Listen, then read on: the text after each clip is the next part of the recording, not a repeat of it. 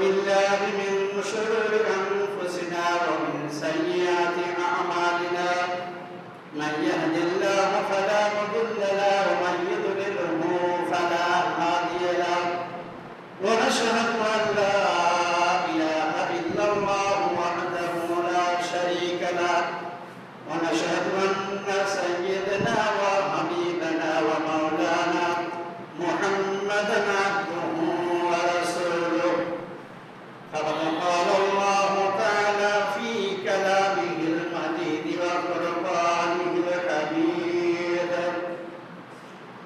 أعوذ بالله من الشيطان الرجيم بسم الله الرحمن الرحيم إن الله وملائكته يصلون على النبي يا أيها الذين آمنوا صلوا عليه وسلموا تسليما اللهم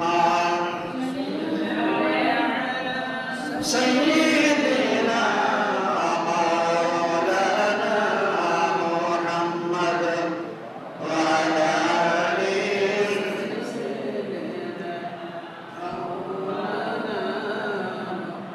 একটু মহব্বতের সাথে আমরা সকলেই পড়ি আল্লাহুম্মা সাল্লি আলা সাইয়্যিদিনা মাওলানা মুহাম্মদ ওয়া আলা আলি সাইয়্যিদিনা মাওলানা মুহাম্মদ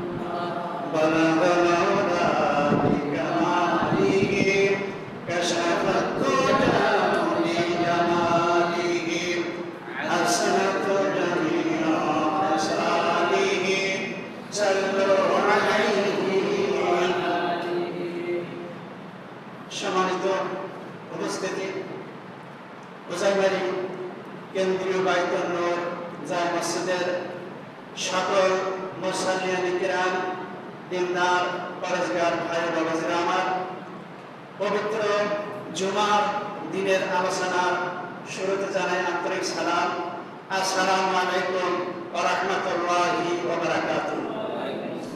মহান আল্লাহ রাব্বুল আলামিনের দরবারে আমরা লাখ কোটি শুকরিয়া আদায় করি যে আল্লাহ রাব্বুল আলামিন পবিত্র জুমার দিনে জুমার নামাজ আদায় করার তৌফিক ইনায়াত করেছেন। সেই মনিবের দরবারে আমরা শুকরিয়া গান আদায় করি, সকলেই বলি আলহামদুলিল্লাহ। আমরা সকলেই বলি রব্বানা লাকাল হামদ হামদান কাসীরান তাইয়্যিবান মুবারাকান ফীহি।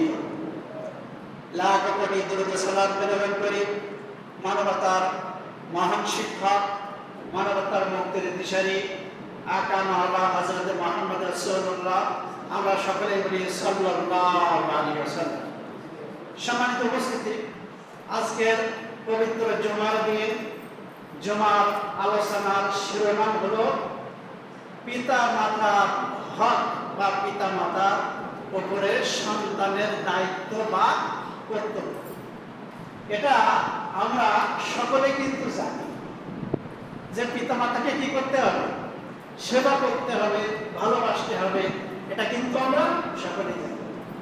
আল্লাহ রাব্বুল আলামিন বলেন وَقَضَى رَبُّكَ أَلَّا تَعْبُدُوا إِلَّا إِيَّاهُ وَبِالْوَالِدَيْنِ إِحْسَانًا إِمَّا يَبْلُغَنَّ عِندَكَ الْكِبَرَ أَحَدُهُمَا أَوْ كِلَاهُمَا فَلَا تَقُل لَّهُمَا أُفٍّ وَلَا تَنْهَرْهُمَا وَقُل لَّهُمَا قَوْلًا كريما واخفض لهما جناح الذل من الرحمة وقل رب ارحمهما كما ربياني صغيرا। বনী ইসরাঈল 23-24 আল্লাহ রাব্বুল আলামিন যে তোমার রবের পক্ষ থেকে চূড়ান্ত সিদ্ধান্ত হয়ে গেছে যে আল্লাহর ইবাদত করার পরে পিতা মাতার সাথে ইহসান, তার মানে কি সদাচরণ করবে, তাদের সাথে ভালো ব্যবহার। এটা কার কথা? আল্লাহ রাব্বুল আলামিন। যে আল্লাহ ইবাদত বন্দেগী করার পরে পিতামাতার সাথে ইহসান করতে হবে, তাদের সাথে ভালো ব্যবহার করতে হবে। এটা আল্লাহর পক্ষ থেকে নির্ধারিত হয়ে গেছে। তাহলে এখানে কিন্তু দুইটা বিষয়, একটা হলো আল্লাহ রাব্বুল আলামিনের ইবাদত সংক্রান্ত বিষয়, আর একটা হলো পিতামাতার সাথে ভালো ব্যবহার সংক্রান্ত বিষয়। এখন আমরা যদি ইবাদত সংক্রান্ত বিষয় নিয়ে আলোচনা করতে যাই, তাহলে পিতামাতা সম্পর্কে আলোচনা করতে পারবো না এই আধা ঘন্টা থেকে। তো আমরা জানি আল জান্নাতু তাহতাল আকদামিল উম্মাহাত, জননীর পদতলে সন্তানের বেশ। আপনারা একটু খেয়াল করবেন, আমরা এক সপ্তাহ পরে জুমার নামাজ পড়তে আসছি। ইমাম সাহেব যে বক্তব্যগুলো দিবেন, এগুলো যদি আমরা মনোযোগ সহকারে না শুনি, যদি না আমল করি, এবং কেউ যদি শুনে যে আজকের ইমাম সাহেব, খতিব সাহেব কোন বিষয়টার উপরে বক্তব্য দিয়েছে, তো আমরা যদি নাই বলতে পারি, তাহলে এই আধা ঘন্টা সময় নষ্ট করার কোনো মানে হয়? একটু কথা না বললে তো হবে, কোনো মানে হয় বলেন? এবার আমি আপনাদের কাছে প্রশ্ন করব, আজকের আলোচনার শিরোনামটা কি বলেন? পিতামাতার উপরে। একটুখানি যদি ভুলে যান তাহলে তো হবে। পিতামাতার দায়িত্ব, তাদের উপরে দায়িত্ব বা কর্তব্য কি, এটাই হলো আজকের আলোচনার শিরোনাম। সম্মানিত উপস্থিতি, তাহলে আল্লাহর ইবাদত, তারপর কি? পিতামাতার স্থান। এই জন্য হুজুর পাক সাল্লাল্লাহু আলাইহি ওয়াসাল্লাম বলেছেন যে জননীর পদতলে, মায়ের পায়ের নিচে সন্তানের কি বেশ। হুমা জান্নাতুকা ওয়া নারুকা, পিতামাতা তোমার জন্য জান্নাত অথবা জাহান্নাম। যদি পিতামাতাকে খুশি রাখতে পারো, তাদের সাথে যদি ভালো ব্যবহার করতে পারো, আল্লাহ রাব্বুল আলামিন তোমাদেরকে জান্নাত দিয়ে দিবেন, বলেন সুবহানাল্লাহ। আর যদি পিতামাতার সাথে ভালো ব্যবহার তোমরা না করো, তাহলে আল্লাহ রাব্বুল আলামিন জান্নাত তোমাদের দেবেন না। আমরা সকলেই কিন্তু এ কথা জানি যে মায়ের পায়ের নিচে সন্তানের কি বেশ, জননীর বেশ। কিন্তু পিতা হলো ওই জান্নাতের ঢোকার দরজা। আবওয়াবুন মানে কি? দরজা। এখন যদি আপনার জান্নাত হলো কিন্তু দরজা নাই, জান্নাত একটা আল্লাহ দিয়েছে, কারণ আপনি মায়ের সেবা করেছেন না, জান্নাত পাইছেন, কিন্তু দরজা নাই, তাহলে ওই জান্নাতে কি প্রবেশ করা যাবে? যাবে না। এই জন্য পিতা মর্যাদাও কিন্তু কম। একজন সাহাবী এসে বলেন, ইয়া রাসূলুল্লাহ, ইয়া হাবিবাল্লাহ, এই আমার বৃদ্ধা মা, এই বৃদ্ধা মাকে কাঁধে নিয়ে হজ করেছি, উকুফে আরাফা করেছি, মুজদালিফা করেছি। এই বৃদ্ধা মাকে নিয়ে আমি হজের সমস্ত অনুষ্ঠানে এগুলো পালন করেছি। ইয়া রাসূলুল্লাহ, ইয়া হাবিবাল্লাহ, আমি কি আমার মায়ের হক আদায় করতে পেরেছি? হুজুর পাক সাল্লাল্লাহু আলাইহি ওয়াসাল্লাম বললেন, না, তোমার মায়ের হক আদায় করে, তোমার বুকের চামড়া দিয়ে, তোমার বুকের চামড়া দিয়ে যদি তোমার জননী, তোমার মায়ের যদি দুইটা জুতা তৈরি করে দাও, তাহলে তোমার মা যে কষ্ট করে, ওহানা আলা ওহানির কষ্টের পরে কষ্ট করে যে তোমার মানুষ করেছে, তোমার দুধ পান করেছে, এক ফোঁটা দুধের হক আদায় হতে হবে না। বলেন আল্লাহু আকবার। মায়ের একদার দুধের দাম কাঠিয়া গায়ের সাম, মায়ের একদার দুধের দাম কাঠিয়া গায়ের সাম, পাপড় বানাইলেও ঋণের শোধ হবে না। এমন দরদি ভাবে কেউ হবে না আমার মা, এমন দরদি ভাবে কেউ হবে না আমার মা। বলেন আমি। মায়ের ঋণ শোধ করা যাবে না, বাপের ঋণ শোধ করা যাবে না। কারণ কি? কারণ হলো তারা আমরা ছোট্টবেলায় যখন ছিলাম, তারা আমাদেরকে যেভাবে মানুষ করেছে, যেভাবে কষ্ট করেছে, মুজাহাদা করেছে, কষ্টের পর কষ্ট করে পৃথিবীর মুখ দেখাইছে। আমরা যখন ছোট ছিলাম আমাদের ভাষাটা ছিল কান্না, আমাদের ভাষাটা ছিল কান্না। আমাদের যখন প্রচন্ড ক্ষুধা লেগেছে আমরা তখন একটাই মাত্র ভোট দিয়েছি, বলেছি, চিৎকার দিয়েছি, পৃথিবীর কোন মানুষ শোনে নাই। কোন মানুষ যদি বলেও নেয় এবং ওই নিষ্পাপ মাসুম বাচ্চাটাকে যদি বলে বাবা তুই কান্দিস না, আমি তোর নামে 5 বিঘি জমি লিখে দেবো, তোর আমি এই করবো এই করবো, ওই বাচ্চাটাকে থামাও যাবে বলে যাবে না। কারণ ওই বাচ্চার শান্তি আছে তার মায়ের কোলের ভেতরে। শিশুরা, বোনেরা বোনের সুন্দর, শিশুরা মাতৃ করে, মায়ের কোলে শিশু কি সুন্দর। সম্মানিত উপস্থিতি, আমরা যখন ছোট ছিলাম মা কত কষ্ট করেছে, বাপ কত কষ্ট করেছে, আমাদের পৃথিবীর মুখ দেখা আছে। এত কষ্টের পরে পৃথিবীর মুখ দেখানোর পরে আমরা যদি পিতা মাতার সাথে খারাপ ব্যবহার করি তাহলে আমরা কি ধরনের মানুষ? আমরা কেমন মানুষ?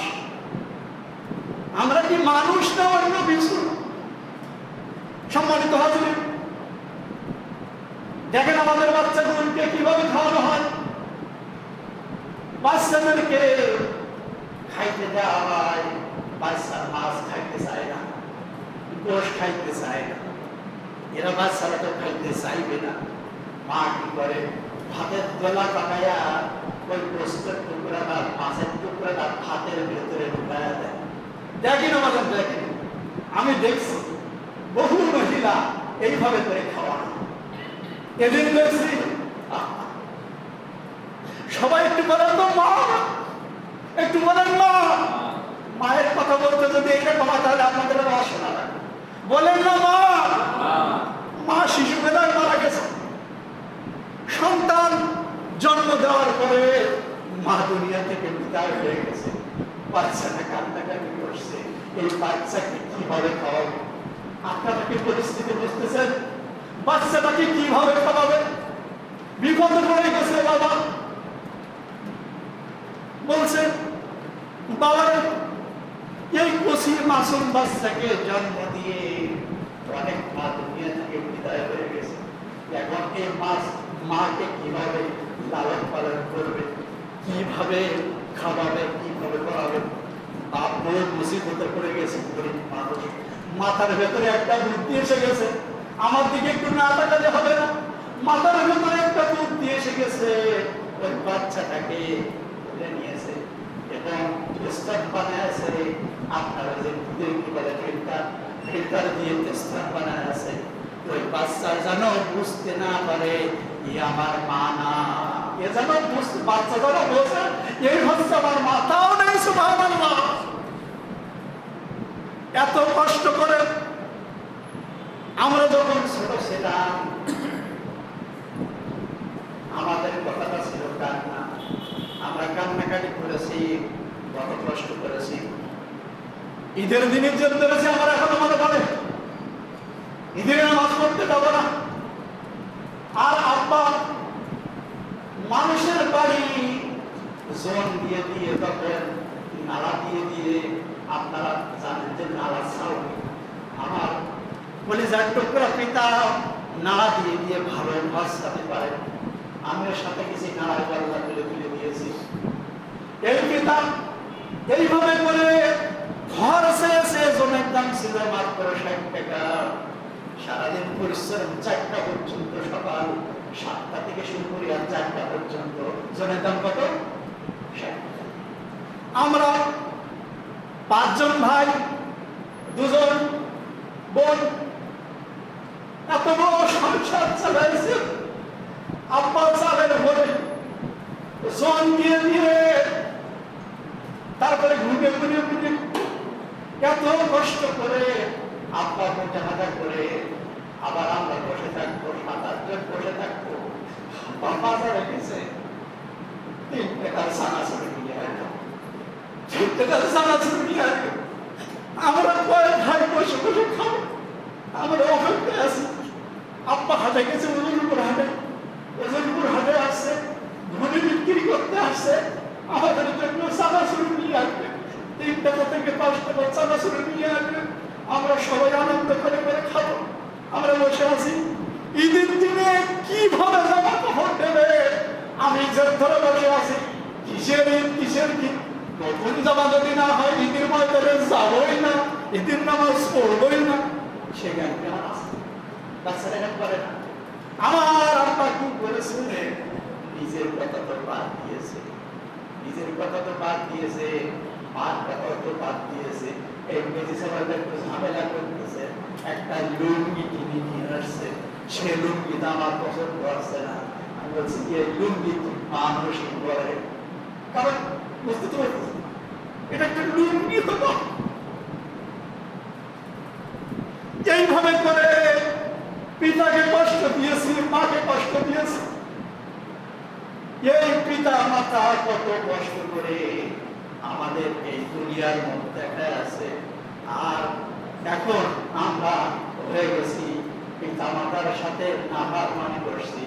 যদি 100 টাকা চাই, বাবা রে আমার রোগ হয়েছে, আমি একটু পান কিনবো, তুই 100 টাকা দিয়ে আমার এমন ঝাড়ি মারি, মায়ের চোখ দিয়ে দিয়ে পানি পড়ে। পরে কিনা বল, এত কষ্ট করে, এত মুজাহাদা করে আমাদেরকে দুনিয়ার মুখ দেখালো। আর আমরা এখন কি করছি? সাল্লাল্লাহু আলাইহি ওয়াসাল্লাম বলেন, রহিমান বহু রহিমান বহু রহিমান বহু, তাদের নাসিকা ধুলায় মলিন হয়ে যাক, তাদের নাসিকা ধুলায় মলিন হয়ে যাক। ইলামান ইয়া রাসূলুল্লাহ, সাহাবীরা বললেন, ইয়া রাসূলুল্লাহ, ইয়া হাবিবাল্লাহ, আপনি কাদের জন্য বদদোয়া করছেন? হুজুর পাক সাল্লাল্লাহু আলাইহি ওয়াসাল্লাম বলেন, যারা পিতা মাতা উভয়কে পাইল, অথবা পিতাকে পাইল মাতাকে পাইল না, অথবা দুইজনের একজনকে পাইল, পেয়েও যে জান্নাতে যাইতে পারল না, ওই ধরনের নাফরমান বান্দাগুলোর নাসিকা ধুলায় মলিন হয়ে যায়। নাকে খবতে পিতা মাতার সাথে নাফরমানি, জান্নাতে যাওয়া যাবে না। সম্মানিত উপস্থিতি, আপনার পিতা, আপনার মাতা, আপনি যখন ছোট ছিলেন আপনার পায়খানা যেমন পরিষ্কার করেছেন, আপনার পায়খানা যেমন পরিষ্কার করেছেন, ভুলে যাবেন না। এখন নাকে কাপড় দিতে হবে না। আপনার মা পায়খানা করে দিয়েছে, আপনি মনে করবেন আমি ছোটবেলায় যেভাবে পায়খানা করে দিয়েছি আমার মাও সেইভাবে পায়খানা করে দিয়েছে। আমি ছোট থাকতে একটা কথা বারবার জিজ্ঞেস করছি, আমার আব্বা তোমার মা বারবার জিজ্ঞেস করছে। এটা ভাবলে হবে না, এটা ভাবলে হবে না। সম্মানিত উপস্থিতি, এই জন্য বিশেষভাবে বলবো, পিতা মাতাকে সেবা যত্ন করা ছাড়া জান্নাতে যাওয়া যাবে না, যাবে না, যাবে না। আপনি যদি কাবা শরীফের ইমাম হন, আপনি যদি মদিনা শরীফের ইমাম হন, আপনার নামাজ, আপনার হজ, আপনার কুরবানি, আপনার যাকাত কোনটাই কবুল হবে না। এবার শুনে রয়েস করুন, আল্লাহর নবী সময় মা অসুস্থ, স্টুডেন্টের মা অসুস্থ, এখানে একটা বিষয় আছে, সেটা হলো তাওসিক বা একটা আত্মশুদ্ধির বিষয়। বয়স্কদের মনে ধারণা নবীজির সাথে আমি সাক্ষাৎ করব, কিন্তু নবীর প্রেম আছে, মা অসুস্থ, নবীজির সাথে সাক্ষাৎ হয় নাই। নবীজি যখন দুনিয়া থেকে বিদায় হয়ে যাবে, জামা দিয়েছিলেন আমরা সকলেই জানি। কেন জামা দিয়েছিলেন আপনারা কি বুঝতে পেরেছে? কি বোঝা গেছে? মায়ের সেবা করার কারণে। আল্লাহ রাব্বুল আলামিন পবিত্র কুরআনুল কারীমে হযরত মূসা আলাইহিস সালামের নাম যাকে বেশি ব্যবহার করেছেন, আর কোন নবীর নাম এত বেশি ব্যবহার করেন না। কারণ কি? আল্লাহ তাআলার সাথে বেশি কথাবার্তা হয়েছে কার? মূসা আলাইহিস সালাম। একদিন আল্লাহর সাথে কথাবার্তা হওয়ার সাথে সাথে বলছে আল্লাহ, আমার সাথে জান্নাতে কে থাকবে? আল্লাহ রাব্বুল আলামিন বলছেন, মূসা রে, তোমার সাথে থাকবে একজন বাশার। মূসা আলাইহিস সালাম কি টাকি মানুষ না? আমি একটা নবী মানুষ, কত কিছু আমার সাথে থাকবে, কসাই আমার সাথে জান্নাতে থাকবে, বিষয়টা তো মানা যায় না। আল্লাহ রাব্বুল আলামিনের কাছে মূসা বললেন, আল্লাহ সে কসাইকে কোথায় পাবো? আল্লাহ রাব্বুল আলামিন ঠিকানা দিয়ে দিলেন, যাও ওখানে বাবা। এবার সেখানে গেলেন, কসাই যে দেখে কসাই পেয়ে গেছে অনেক ঘটনা, আমি গরুর কথাটা বলছি। কসাই কি করে? গরু কাটে, গরু কেটে কেটে বিক্রি করে। সর্বপ্রথম গরুর কলিজা তার জনম দুর্বিনী মার জন্য রেখে দেয়। বলেন না একটু সুবহানাল্লাহ? আবার একটু বলেন না সুবহানাল্লাহ? যেমন জনম দুর্বিনী মার জন্য রেখে দেয় এবং বাড়ি যায়। বাড়ি যেয়ে কলিজাটা, গরুর কলিজাটা ভুনা করে, নিজে খায় না, আগে মায়ের মুখে তুলে দেয়। সুবহান! এই দৃশ্য থেকে হযরত মূসা আলাইহিস সালাম দেখছেন, মায়ের সেবা স্বচক্ষে দেখে আসছেন হযরত মূসা আলাইহিস সালাম। তাহলে তার কি গুণ ছিল? সে আগে কলিজাটা কাটবে, কেটে ওইটা বাড়ি নিয়ে আসবে, ভাঙটা করবে, আগে কাকে খাওয়াবে, নিজে খেয়ে নেবে, আগে মায়ের গালে তুলে দেবে, তারপরে তিনি নিজে খাবে। আমরা এইরকম করি কিনা? আমরা যদি সম্মান পেতে চাই, দুনিয়াতে যদি সম্মান পেতে চাই, আর যদি দুনিয়াতে যদি সম্মান পেতে চাই, আর আখিরাতেও যদি মুক্তি পেতে চাই, জান্নাত পেতে চাই, তাহলে সেবা করা লাগবে। আর বলেন তো দেখি একটু, এতক্ষণ আলোচনা আপনারা কি পাইছেন বলেন তো দেখি একটু? পিতা মাতার খেদমত ছাড়া কোন সন্তান জান্নাত পাবে না, পাবে না, পাবে। সম্মানিত উপস্থিতি, তারা যেন শব্দটা না করে। যদি শব্দটা করে, আল্লাহ রাব্বুল আলামিন কুরআনুল কারীমে বলছে, আলা তাকুল্লাহুমা উফিন ওয়া লা তানহারহুমা, খবরদার পিতা মাতাকে ধমক দিবা না, আর তারা যেন শব্দটা ব্যবহার না করে। যে আমার সন্তান আমার সাথে আজকে এই ধরনের ব্যাপার করলো, আরে অনেক সমাজে ঘটনা আছে, এগুলো আমি তুলে ধরা শোনাবো। তারা যেন শব্দ না করে। সম্মানিত উপস্থিতি, আপনি যদি আপনার জীবনের মঙ্গল চান, আপনি যদি জান্নাত চান, জীবনের যদি উন্নতি চান, দুনিয়ায় যদি মঙ্গল পান, তাহলে পিতা মাতার দোয়া ছাড়া কোন সন্তান উন্নতি লাভ করতে পারবে না। আপনার ভালো করে শোনেন, আপনার পিতার, আপনার মাতার যদি চোখের পানি ঝরে, কি ঝরে না বললে তা বলবো, আপনারা একটু কথা না বললে আমি কি বলবো? আপনার পিতার, আপনার মাথার এখানে আছে, এই জন্য আশা করতেছি আপনাদের। আরে অনেক হুজুর আমার সওয়াল আমার সাথে এই করেছে, মাত্র এই চাইছি আমার সওয়াল এই করেছে, এই জন্য বলতে বলতে চোখের পানি চলে আসছে। টাকা চাইছে, ওষুধ কিনবো, এই কিনবো, সেই কিনবো। তা আমার সাথে এই ব্যবহার করবে আমার সন্তান। কেন আমি তার পিছনে খরচ করিনি, এই করিনি, সেই করিনি, শুয়ে শুয়ে দেখতে পারবে না।